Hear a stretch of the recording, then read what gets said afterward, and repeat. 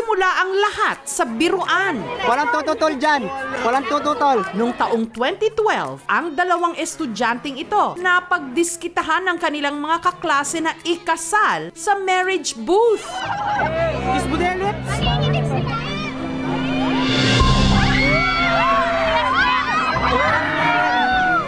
Fast forward 2022, ang kasal-kasalan na uwi sa totohanan nang sina RJ at Kimmy ikinasal na sa simbahan. Oh, alam na this, tutok na yung mga mahilig makisana all dyan. Nagsimula ang kilig sa Madapdap Resettlement High School sa Mabalacat, Pampanga. Naglalakad sa daan, wala ka bang napapansin? Bigla-bigla na lamang nagbago ang ihip ng hangin. Pagkakita ko po sa kanya, nagniningning po yung mata niya.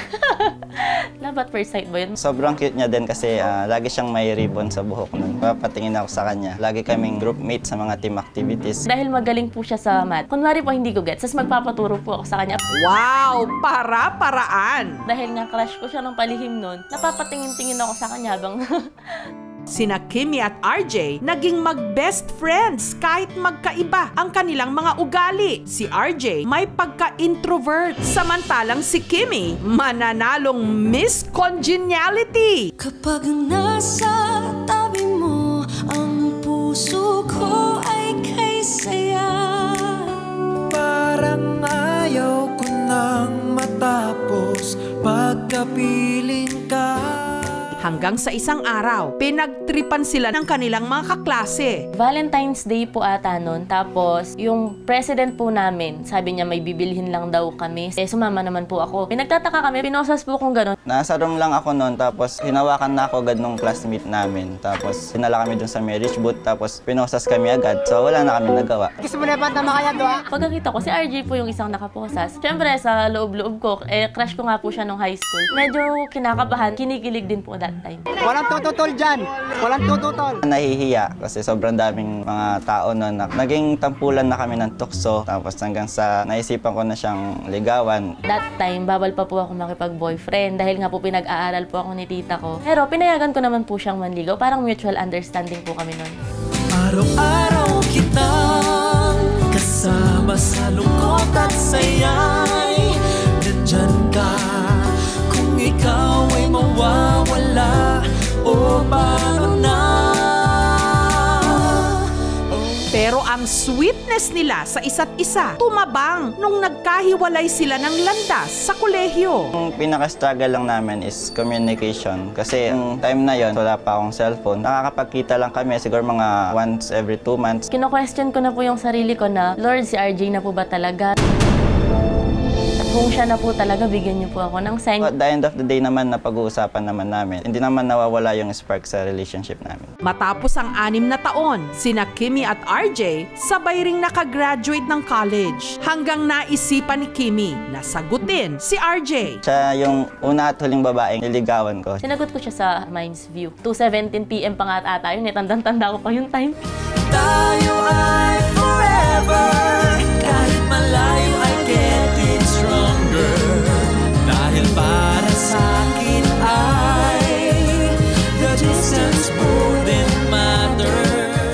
Makalipas ang 2 taon na relasyon, si RJ nag-propose. Nagulat ako, imbis na yes po yung una kong masabi. Nagpaalam ka ba kay mama? Yung lola ko din, bago siya mamatay, lagi niyang sinasabi sa amin na kung may pera lang ako, papakasal ko na kayo. Hindi inaasahan, pumanaw na siya last year. Napag-usapan namin na gawin na natin to, magpakasal na tayo. Sayang lang po, Sayang hindi lang yung nakita araw ni na yun. lola niya. Walang tututol dyan! Walang tututol!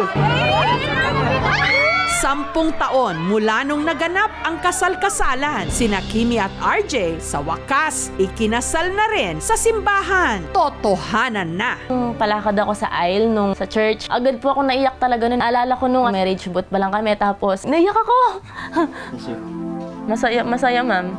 Who would have thought na galing lang kami sa marriage booth, tapos yung marriage booth nagkatotoo into real life wedding. Dream come true. Araw-araw kitang kasama sa lungkot at saya'y nandyan ka.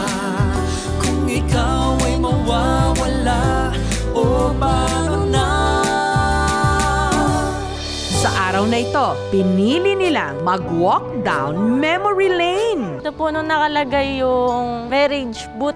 Dito po sa mismong kinatatayuan namin ngayon. Tapos may tent, may upuan. Tapos nandito yung parang magkakasal na SSG officer. Tapos dito kami dalawa ni RJ nakaupo. Sinorpresa na rin sila ng aming team. Ay, wow! Ganda. Huwag niyong susukuan yung isa't isa. Sana wag ka magbago. Kung magbabago ka man, change for the better. Mahal na mahal kita. Puppy love versus real love. Para kina RJ at Kimmy, wala nang dapat pagtalunan. Dahil sa kaso nila, ang kanilang puppy love, ang kanila ring naging real love. Oh,